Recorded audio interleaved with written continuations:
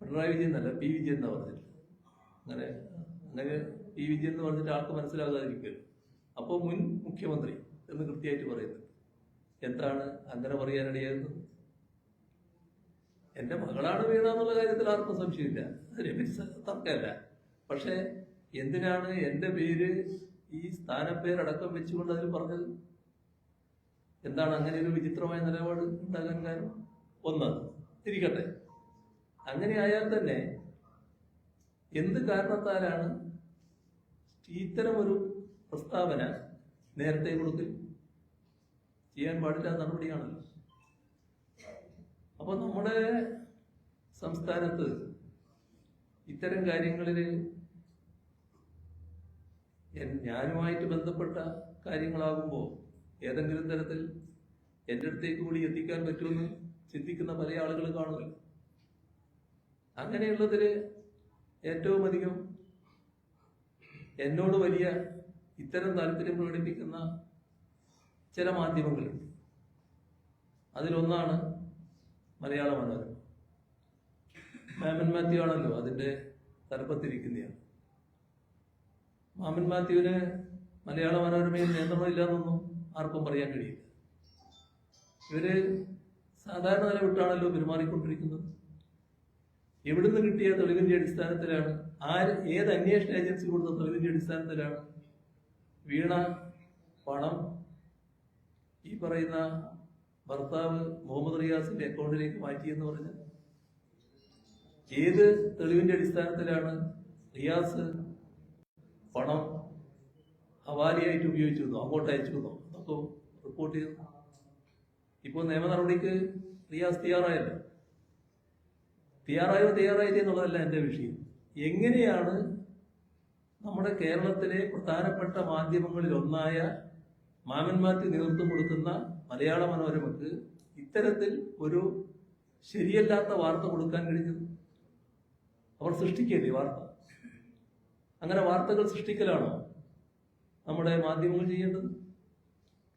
പിണറായി വിജയന് നേരെ ആയാൽ എന്തും ചെയ്യാം, എന്തും സൃഷ്ടിക്കാം എന്നതാണോ അംഗീകരിക്കേണ്ട രീതി? എത്ര കാലമായി ഇങ്ങനെ തുടങ്ങിയിട്ട്? എന്താണ് ഇതിന്റെ ഫലം? നിങ്ങൾ ഉദ്ദേശിച്ച തരത്തിൽ എന്തെങ്കിലും കാര്യങ്ങൾ നേടിയെടുക്കാൻ കഴിയും? ഇവിടെ നിങ്ങളുടെ ചോദ്യത്തിന് എനിക്ക് പറയാൻ ഒന്നേ ഉള്ളൂ. ഈ പറഞ്ഞ അന്വേഷണവുമായി ബന്ധപ്പെട്ട് അന്വേഷിക്കാൻ വന്നപ്പോൾ എല്ലാ രീതിയിലും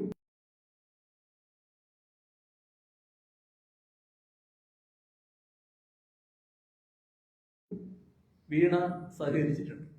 ഒരു വ്യത്യാസം അതിൽ കാണിച്ചിട്ടില്ല. അത് ഏത് അന്വേഷണത്തോടും സാധാരണഗതിയിൽ നമ്മൾക്ക് സ്വീകരിക്കേണ്ട നിലപാടാണ്. അത് പൂർണ്ണമായി സഹകരിച്ചിട്ടുണ്ട്. ഇനിയും വിവരങ്ങൾ എന്തെങ്കിലും വേണമെങ്കിൽ ആ വിവരങ്ങൾ നൽകുന്നതിന് വീണയുടെ ഭാഗത്ത് യാതൊരു മടിയും ഉണ്ടാവില്ല.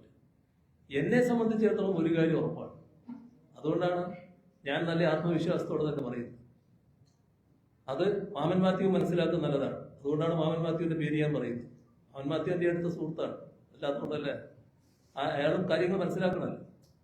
എനിക്ക് പൂർണ്ണമായ വിശ്വാസം, അത് പൂർണ്ണ ബോധ്യം, ഞാനോ എൻ്റെ മകളോ എൻ്റെ കുടുംബാംഗങ്ങളിൽ ആരെങ്കിലും ഒരു ഹവാല ഏർപ്പാടിന് നിന്നിട്ടില്ല. ഒരു ഹവാല ഏർപ്പാടുമില്ല. എല്ലാം സംശുദ്ധമായി നടക്കുന്നു.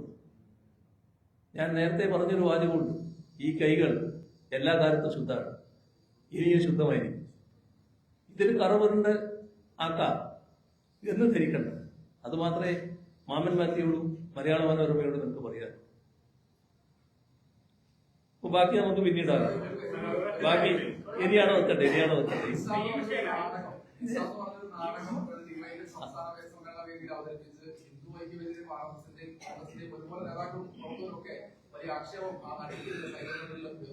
അതിന് നിങ്ങൾ നല്ല നിലപാടാണ് എടുത്തത്. മാധ്യമങ്ങൾ പൊതുവിൽ നല്ല നിലപാടെടുത്തു, നല്ല നിലക്ക് അത് തുറന്നു കാണിച്ചു. വളരെ നന്ദി. നേരത്തെ പറഞ്ഞതിന് കൂടെ ഇതുകൂടി അഭിനന്ദനാർഹമായ കാര്യമാണ്. ഒന്നുകൂടി അഭിനന്ദിക്കുന്നു. സിപിഎമ്മിന്റെ പ്രധാനപ്പെട്ട നേതാക്കളും അംഗവും LDF-ലെ ഉപനേതാവ് സംബന്ധിച്ചുള്ള ചർച്ച അവസാനിച്ചു. പക്ഷേ 3 മാസം കഴിഞ്ഞിട്ടും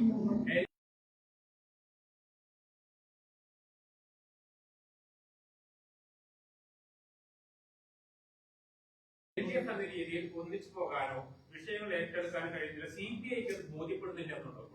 LDF ഒന്നിച്ച് പോകുന്നതിനൊന്നും വിഷമമില്ല കേട്ടോ. LDF കഴിഞ്ഞ ദിവസം ആലോചിച്ചു, കാര്യങ്ങൾ ചർച്ച ചെയ്തു, അതിനൊന്നും ഒരു പ്രയാസമില്ല.